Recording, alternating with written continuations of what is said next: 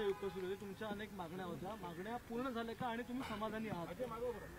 हे पहा, धनगर आरक्षणाचा प्रश्न गेल्या 85 वर्षापासून प्रलंबित आहे आणि त्यासाठी अनेक आंदोलनं झालेली आहेत, अनेक उपोषणं झालेली आहेत। यापूर्वीच्या कुठल्याच बैठकांच्यामध्ये जे निर्णय झाले त्याची अंमलबजावणी कधी झालेली आम्ही पाहिली नाही आणि म्हणून हा उपोषणाचा मार्ग जो आहे, आंदोलनाचा मार्ग आम्हाला स्वीकारावा लागला। आजचा 7वा दिवस उपोषणाचा आहे, त्यांची प्रकृती ढासळलेली आहे। ह्या पार्श्वभूमीवरती सरकारने 2 मंत्री काल त्या ठिकाणी पाठवले होते आणि आज चर्चेचं आमंत्रण दिल्यानंतर समाजाचे सगळे नेते मंडळी आहेत, त्यामध्ये पडळकर असतील, आमचे महात्मे साहेब असतील, इथं सगळे कोर कमिटीचे आहेत, सगळे माजी आमदार सगळे ह्या आजच्या बैठकीमध्ये होते आणि आजच्या बैठकीमध्ये सगळ्या नेत्यांनी मिळून आणि कोर कमिटी जी आहे उपोषणकर्त्यांची त्यांच्या सगळ्यांची मागणी एकच होती की कुठल्याही परिस्थितीत आम्हाला आता अंमलबजावणी पाहिजे, याच्यापेक्षा दुसरा कुठलाही निर्णय आम्हाला मान्य नसणार नाही। ते कोर्ट नाही, एसएलपी नाही, अमकं नाही तमकं नाही, फक्त आम्हाला हा जो धनगर जो विषय जो आहे तो आमच्या बोकांडी बसला गेल्या 4 पिढ्यापासून। आता सरकारनं भूमिका घेतलेली आहे की धनगर नावाची जमात अस्तित्वात नाहीच आहे, जी काय आहे ती फक्त धनगर आहे। मग आता धनगर जे आहे हे कायद्यानं सिद्ध झालेलं आहे, 5-6 कायदेच त्याच्यामध्ये धनगर लिहिलेला आहे आणि जो शिंदे समिती जी आहे तिचा अहवाल अजून यायचा बाकी आहे। तर शिंदे समितीचा अहवाल घेऊन हे जे कायदे जे आहेत ह्याच्यामध्ये धनगर शब्द आहे, त्यावर प्रेसिडेन्शियल ऑर्डर आहे, ह्या सगळ्याचा आधार घेऊन हा जीआर जो आहे तो जीआर ताबडतोब कसा इश्यू करायचा याच्याविषयी सगळ्यांचं एकमत त्या ठिकाणी झालेलं आहे। सरकारकडून त्या विषयी एक कमिटी जी आहे, समिती स्थापन केलेली आहे आणि येत्या 8 दिवसामध्ये हे सगळे कागदपत्राचं रेकॉर्ड घेऊन अशा प्रकारचा जीआर जो आहे तो शासनाकडून कसा निर्गमित करण्यात येईल याविषयी ही कमिटी येत्या आठवड्याच्या आतमध्ये जो आहे हा निर्णय घेणार आहे आणि कुठल्याही परिस्थितीत आचारसंहिता लागायच्या आतमध्ये हा जीआर जो आहे हा आम्हाला कुठल्याही परिस्थितीत पाहिजे अशी आग्रहाची मागणी आम्ही सरकारकडे केलेली आहे, सरकारने ती मान्य केलेली आहे। आता ही कमिटी जी आहे ही समिती आंदोलन करते आणि आमचे काही नेते मंडळी, त्यामध्ये पडळकर साहेब आहेत, मी आहे, त्या ठिकाणी बिरगळ आहेत, त्या ठिकाणी गोफडे आहेत, अशी एक 5-6 लोक कमिटी, त्याचप्रमाणे सरकारचा एक प्रमुख अधिकारी जो आहे तो या ठिकाणी असणार आहे आणि अशा प्रकारे ही समिती जी आहे ही समिती 8 दिवसाच्या आतमध्ये हा निर्णय जो आहे तो सरकारला कळवेल आणि तो निर्णय जो आहे तो सरकार 8 दिवसात घेणार आहे। आता प्रश्न उपोषणाचा जो आहे तो उपोषणकर्ते जे आहेत त्यांची प्रकृती खालावलेली आहे। आम्ही सगळे नेते मंडळी या ठिकाणी उद्या उपोषणकर्त्यांशी झालेली जी काही चर्चा झालेली आहे ती सविस्तर चर्चा उपोषणकर्त्यांशी चर्चा करून उद्या सकाळी 11:30 वाजता आम्ही सगळे उपोषणकर्त्यांकडे आम्ही जाणार आहोत आणि त्यांच्याशी चर्चा करून उपोषणाचा जो आता जे स्थगित करण्याविषयी निर्णय जो आहे तो आम्ही उद्या उपोषणकर्त्यांशी चर्चा करून तो निर्णय घेण्यात येईल। धन्यवाद।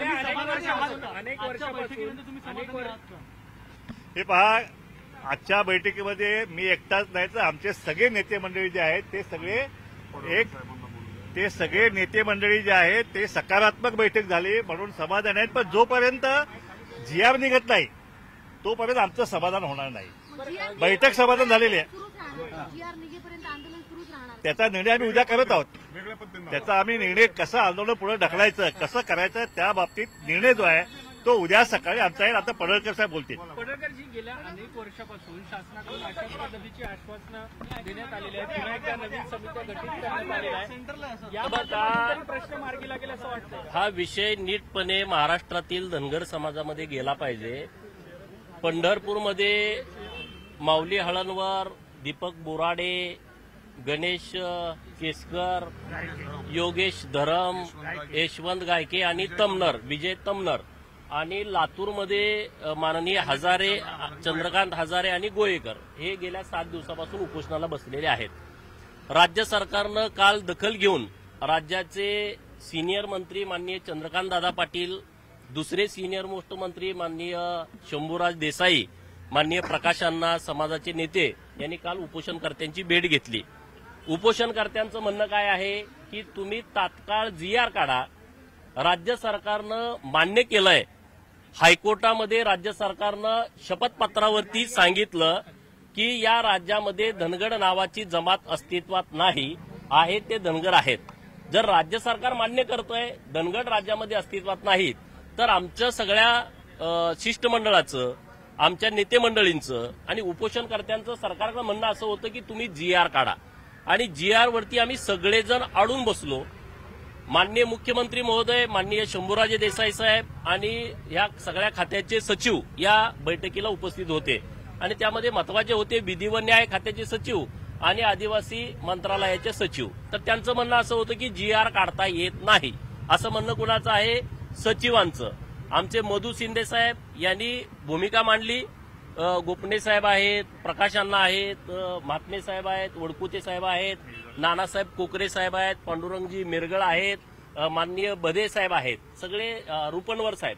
आम्ही काय भूमिका मांडली की आम्ही जे म्हणणं मांडतोय ते 342(1) प्रमाणे तुम्हाला GR काढता येतोय. सचिव जी भूमिका मांडतायत ते 342(2) ची भूमिका मांडतायत. आणि मुख्यमंत्री महोदयांच्या ही बाब लक्षात आल्यानंतर त्यांनी टाइम बॉन्ड कार्यक्रम दिलाय. आता लोक म्हणाल समित्या सारख्या काय गठीत करतायत, तुम्हालाही प्रश्न पडला की सारख्या समित्या काय. ही समिती म्हणजे कशासाठी आहे की आमचं जे म्हणणं आहे की राज्य सरकारला GR काढता येतोय आणि सचिवांचं म्हणणं आहे की राज्य सरकारला GR काढता येत नाही, याची प्रक्रिया केंद्रापर्यंत करता येते. तर त्याच्याबद्दलची आम्ही कागदपत्र देणार, त्यांनी त्यांची कागदपत्र द्यायची. यामध्ये मुख्यमंत्री महोदयांचे जे PS आहेत खारगे साहेब यांना नेमलेलं आहे. आम्ही म्हटलं की रोज आम्ही कुठल्या सचिवाकडे जाणार, एकदा आदिवासी डिपार्टमेंट जाणार, एकदा विधी व न्यायाकडे जाणार, एकदा OBC मंत्रालय, हे आम्हाला जमणं शक्य नाही. आणि म्हणून त्यांनी त्यांच्या PS खारगे साहेबांची नेमणूक केलेली आहे. त्यामध्ये विधी व न्याय खात्याचे सचिव असतील, ट्रायबलचे सचिव असतील, OBC मंत्रालयाचे सचिव असतील, आणि आमच्या सगळ्या कमिटीची लोक यांनी 8 दिवसाच्या आतमध्ये GR सरकारला काढता येतोय की नाही काढता येत याच्याबद्दलचं स्पष्टपणे मार्गदर्शन हे सरकारकडे द्यायचं आहे. यासाठी ही समिती आहे. Number 1. Number 2, doctor Sudhakar Shinde साहेबांच्या नेतृत्वामध्ये धनगर समाजाचे अधिकारी आणि धनगर समाजाचे काही आपले जाणकार लोक आहेत यांची जी समिती गठीत केलेली आहे, आणि त्या समितीचा अहवाल येणं बाकी आहे. काही अधिकाऱ्यांचं म्हणणं आलं की आम्हाला कर्नाटकात आणि गोव्यात जायचं आहे, आणि म्हणून आम्ही त्यांच्याकडे वाढीव वेळ मागितला होता. पण आता आमच्या सगळ्यांचं म्हणणं असं आहे की ज्या 5 राज्यामध्ये समिती जाऊन आलेली आहे त्यांनी तात्काळ त्यांचा अहवाल सरकारकडे द्यावा. म्हणजे किती दिवसात द्यावा? या 8 दिवसाच्या आतमध्ये द्यावा, अशा पद्धतीची भूमिका ठरलेली आहे. नंबर 3, तिसऱ्या बाजूला हायकोर्टामध्ये आमचं जे आरक्षणाची केस हायकोर्टानं निकाल आमच्या विरोधात दिला, त्यामध्ये काय कारण होतं की धनगड नावाची जमात राज्यात अस्तित्वात नाही असं सरकारनं म्हणणं दिल्यानंतर सुद्धा महाराष्ट्रामध्ये छत्रपती संभाजीनगर जिल्ह्यामध्ये फुलंब्री तालुक्यामध्ये बाबरा नावाचं गाव आहे. त्या गावामध्ये आमचेच पाहुणे खिलारे नावाचे धनगर समाजाच्या लोकांनी काही लिव्हिंग सर्टिफिकेटमध्ये खाडाखोड करून त्यांनी धनगडाची सर्टिफिकेट काढलेली आहेत. ती पण सर्टिफिकेट येत्या 8 दिवसाच्या आतमध्ये रद्द करून द्यायची आहेत. अशा चौबाजूनं व्यवस्थितपणे आमची चर्चा झालेली आहे. आमचे सगळे लोक, आणि पहिल्यांदा अशी बैठक झाली. मी तर एकदम आनंदी आहे की आमच्यात कोणाच्यात वाद विवाद न होता एकदम मुद्देसूद जणू काय वकीलच आम्ही आमचे आणलेत अशी आमच्या समाजाची लोक या बैठकीमध्ये बोलत होती.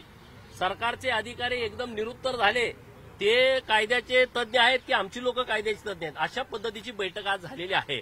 आणि आम्ही या बैठकीमध्ये समाधानी आहोत. समाधानी यासाठी आहोत की टाइम बॉन्ड कार्यक्रम दिलाय. येत्या 8-10 दिवसामध्ये हे सगळे विषय परत एकदा मुख्यमंत्री महोदयांच्या समोर आणायचे आहेत, आणि तशा पद्धतीनं निर्णय झाल्यामुळं आता आम्ही उद्या आमचे जे उपोषणकर्ते आहेत, आमचे जे बहादूर गडी आहेत, त्यांना भेटण्यासाठी आम्ही सगळे जाणार आहोत. सरकारच्या वतीने एक वरिष्ठ अधिकारी ते आमच्यासोबत तिथं पाठवणार आहेत. आम्ही सरकारबरोबर काय चर्चा झाली हे उपोषणकर्त्यांना सांगणार, आणि मग त्यांना ते पटलं का ते उपोषण मागे घ्यायचं का न घ्यायचं ते उद्या ठरेल. हे आम्ही तुम्हाला उद्या 11:30 वाजता सांगू. आज